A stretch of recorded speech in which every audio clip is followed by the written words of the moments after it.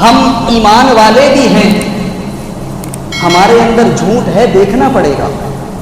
ہم اپنے آپ کو ایمان والا کہتے ہیں، ہمارے اندر ہم کتنے وفا ہیں، ہم کو سوچنا پڑے گا۔ ہم کتنا ایمان والے اور کتنا ہمارے اندر جھوٹ ہے، یہ دیکھنا پڑے گا۔ حضور فرماتے مومن اور جھوٹ اکٹھا ہو ہی نہیں سکتا۔ جس کے سینے میں ایمان ہوگا وہ جھوٹ کبھی نہیں بولے گا۔ آج خود اپنا محاسبہ کرو مسلمانوں، اپنے آپ سے پوچھو۔ حضور حافظ ملت فرماتے ہیں اپنے ضمیر کی عدالتوں میں جایا کرو، وہاں کبھی غلط فیصلے نہیں ہوتے۔ اپنے ضمیر سے پوچھو کیا ہم جو تجارت کرتے ہیں، جو ہم کاروبار کرتے ہیں، اس میں جھوٹ بولتے ہیں کہ نہیں بولتے؟ ہم کسی مسلمان سے کوئی قرض کا معاملہ، قرض حسنہ اگر لیتے ہیں تو کیا ہم جھوٹ بولتے ہیں کہ نہیں بولتے؟ ہم جو کام کرتے ہیں، کوئی کپڑے کا تجارتی ہے، کوئی کسی چیز کا کام کرتا ہے، کیا ہم کاروبار کرتے وقت جھوٹ بولتے ہیں کہ نہیں بولتے ہیں؟ ہمیں اپنا محاسبہ کرنا پڑے گا۔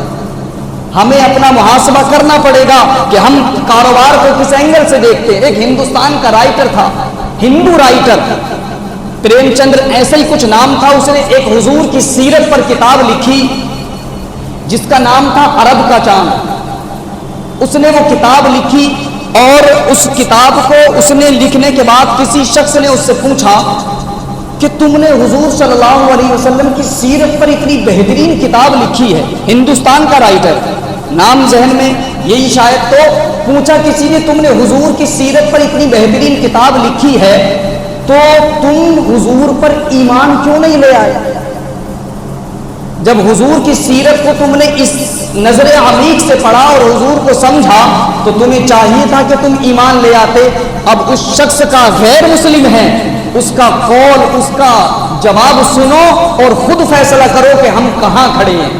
وہ کہتا ہے کہ میں نے جب حضور صلی اللہ علیہ وسلم مسلمانوں کے پیغمبر، مسلمانوں کے پروفٹ کی سیرت پر کتاب لکھی اور میں نے جب امہات کا مطالعہ کر کے اس کتاب کو لکھا تو میرے دل نے چاہا کہ میں کلمہ پڑھ کر کے مسلمان ہو جاؤں۔ میرے دل نے کہا کہ جس نبی کی کتاب پر، سیرت پر کتاب لکھ رہا ہے اس کا کلمہ پڑھ کر کے مسلمان ہو جاؤں، لیکن جب میں موجودہ دور کے مسلمانوں کو دیکھتا ہوں تو میں پھر یہ کہتا ہوں کہ میں ہندو ہی ٹھیک ہوں۔ اندازہ لگائیں، ہندو رائٹر کہتا ہے کہ آج موجودہ دور کے مسلمانوں کا جب میں حالات دیکھتا ہوں تو میں کہتا ہوں کہ ہندو ٹھیک ہوں۔ یہ کیوں؟ اس لیے کہ تم نے اسلام کے فرامین کو چھوڑ دیا ہے، تم نے سچائی کو اپنانا چھوڑ دیا ہے، تم نے اپنا تعلق جھوٹ سے جوڑا ہے، تم نے اپنا تعلق بے وفائی سے جوڑا ہے۔ میرے عزیز، مسلمانوں کی تاریخ تو یہ تاریخ رہی کہ جب صحابہ اکرام، جب یہاں ہندوستان کی اگر میں بات کروں، ہندوستان میں اسلام کیسے پھیلا؟ یہاں مسلمان تو نہیں تھے نا، یہاں اسلام بزرگان دین سے آیا۔ خواجہ غریب نواز نے 90 لاکھ کو کلمہ پڑھا کر کے یہاں مسلمان کیا ہے۔ صوفیہ اکرام یہاں آئے، وہ اس طرح سے تو خطابت نہیں کرتے تھے جس طرح سے آج معاملات ہیں، اس طرح سے اس وقت جلسوں کا بھی انتظام نہیں تھا۔ میں پوچھوں گا کہ آخر وجہ کیا تھی اور کیا طریقہ تھا کہ ان بزرگان دین نے ہندوستان میں اسلام پہنچایا ہے؟ تو جواب صرف ایک ملے گا اور وہ جواب یہی ہے کہ اسلام زور سے نہیں پھیلا ہے، اسلام مدینے والے کے کردار سے پھیلا ہے۔ اسلام تلواروں سے نہیں پھیلا۔ آج جو یہ کچھ لوگ ہیں جو کرتے ہیں کہ اسلام کو تلوار کے زور سے پھیلایا گیا، میرے عزیز اگر تلوار کے زور سے اسلام کو پھیلانا ہوتا تو حضرت عمر کی ایک تلوار پوری دنیا کو کلمہ پڑھا دیتی۔ لیکن اسلام نہ کبھی ظلم سے پھیلا ہے نہ کبھی پھیلے گا۔ اسلام کی فطرت میں قدرت نے وہ لچک دی ہے، جتنا ہی دباؤ گے اتنا ہی ابھرے گا۔ یہ اسلام کی تاریخ ہے۔ لیکن میرے عزیزوں، آج ہمیں اپنی زندگی کا محاسبہ کرنا پڑے گا۔ ایک حدیث پاک میں آیا کہ حضور صلی اللہ علیہ وسلم فرماتے جب انسان جھوٹ بولتا ہے تو اس کے منہ سے بدبو نکلتی ہے۔ جب مسلمان انسان جھوٹ بولتا ہے تو اس کے منہ سے بدبو نکلتی ہے۔ اب سوال یہ کہ عام طور پر انسان اس بدبو کو محسوس تو نہیں کرتے، تو وہ محسوس صرف فرشتے اللہ کی نوری مخلوق کرتی ہے۔ हुजूर फरमाते हैं कि इंसान जब झूठ बोलता है तो उसके मुंह से बदबू निकलती है, और उस बदबू को अल्लाह के नूरानी फरिश्ते, नूरानी मखलूक, रहमत वाले फरिश्ते महसूस करते हैं। मजीद फरमाते हैं आका, जब वो झूठ बोलता है और फरिश्ते सुनते हैं, उस बदबू को महसूस करते हैं, तो 1 मील दूर चले जाया करते हैं। वो नूरानी फरिश्ते, रहमत के फरिश्ते जब कोई झूठ बोलता है तो 1 मील दूर चले जाते हैं। अब इंसान को यहाँ सोचना चाहिए, वो बाप अपने घर में रह कर के अपने बेटे से कितना झूठ बोलता है, एक बीबी अपने शौहर से कितना झूठ बोलती है, एक बेटी माँ से और माँ बेटी से कितना झूठ बोलती है। वहाँ तो झूठ ही झूठ है, वहाँ रहमत का फरिश्ता एक झूठ पर 1 मील दूर चला जाता है। और जिसका घर झूठ का अड्डा बन चुका हो, अंदाजा लगाएं उसके घर में रहमत क्यों करके आ सकती है, उसके घर में रहमत क्यों करके आ सकती है। फिर नमाजें पढ़ते हैं, दुआएं करते हैं कि हजरत नमाजें पढ़ते हैं, दुआएं करते हैं, लेकिन घर में बरकतें नहीं होती। बरकतें होंगी क्यों? रहमत के फरिश्ते तो तेरे घर से वैसे ही कि कोसों मील दूर जा चुके हैं। मेरे अजीजों, हमें समझना पड़ेगा, और नहीं समझोगे तो मामलात हमारे सामने कोसों मील दूर फरिश्ते चले जाते हैं एक झूठ की वजह से।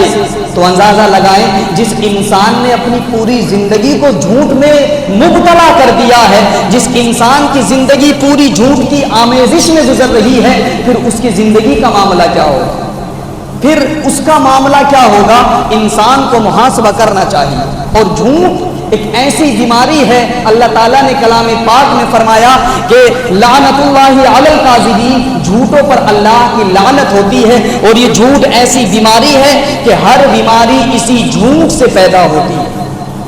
जब इंसान झूठ बोलना छोड़ देगा तो इस मुआशरे में सुधार पैदा होना शुरू हो जाएगा। लेकिन हमने, कुछ लोग कहते हैं कि हजरत अगर झूठ नहीं बोलते तो हमारी तिजारत ही नहीं चलती। वो कहते हैं कि हमारा कारोबार झूठ पर ही टिका हुआ है, अगर हम झूठ नहीं बोले तो सामने वाला सामान नहीं खरीदेगा। अरे जापान वाले बगैर झूठ बोले तिजारत नहीं करते। हुजूर सल्लल्लाहु अलैहि वसल्लम की पूरी जिंदगी उठा करके देखो, बुजुर्गान दीन ने कितना झूठ बोला। अगर तिजारत बगैर झूठ के तुम कहते हो नहीं चलती है, ये बिल्कुल झूठ है। तुमने अपनी जिंदगी को झूठ में मुब्तला कर लिया है। आप झूठ के इस दलदल से निकलना नहीं चाहते हो। जिस दिन तुम इस झूठ से निकल करके बाहर आ जाओगे तो मेरा यकीन कामिल कहता है, जिस तरह तुम्हारी तिजारत में पहले फायदा होता था, अल्लाह ताला की जात से उम्मीद है उससे 2 गुना अल्लाह ताला तुम पर रहमत नाजिल फरमा दे। लेकिन हमने अपनी तिजारतों को गैर दूसरों की तरह अपना लिया। हमने दूसरों को देखा, अपनी तिजारतें करना शुरू कर दी, दूसरों को देखा, अपने मामलात शुरू कर दिए। हमने इस्लाम की तारीख को छोड़ा। एक बात बता कर के बात को ख़त्म करता हूँ कि मक्के में एक यहूदी की दुकान थी और एक मुसलमान की दुकान थी। मुसलमान का किरदार क्या होता है, मुसलमान का अखलाक क्या होता है। एक यहूदी की दुकान है, एक मुसलमान की दुकान। वो मुसलमान एक मुसलमान की दुकान पर एक शख्स सामान खरीदने के लिए आता है। उसकी सुबह से सामान बिक रहा है, मुसलमान की दुकान पर कपड़ा बेच रहा है, लोग लेकर के जा रहे हैं। एक शख्स आया और आकर के उसने भी कपड़ा खरीदा, लेकिन वो मुसलमान कहता है कि तू मुझसे कपड़ा ना खरीद, ये यहूदी फुला भाई सुबह से बैठा है, इसकी दुकान पर कोई कपड़ा खरीदने के लिए नहीं आया है। मैं चाहता हूं कि तू मुझसे ना खरीद करके इस यहूदी की दुकान से जाकर के कपड़ा खरीद। ये क्या था?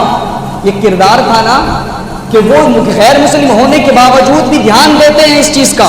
लेकिन हम चाहते हैं कि सामने वाला बर्बाद हो जाए, इसका कारोबार बर्बाद हो जाए, बस मुझे किसी भी तरह से माल मिल जाए। ऐसा है ना?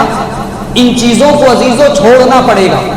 अगर इन चीजों पर आज हमने अमल करना शुरू कर दिया तो मुआशरे में बहुत जल्द सुधार आना शुरू हो जाएगा। लोग कहते हैं कि माहौल खराब हो रहा है। मेरे अजीज, हम किसी पूरे कड़पा को आप नहीं सुधार सकते हो, पूरे स्टेट को आप नहीं सुधार सकते हो, आप जितने मस्जिद में हो सबको नहीं सुधार सकते हो। लेकिन तुम्हारे इख्तियार में इतना जरूर है कि हुजूर सल्लल्लाहु अलैहि वसल्लम की सीरत को पढ़ो और उस पर अमल करके अपने आप को सुधार दो।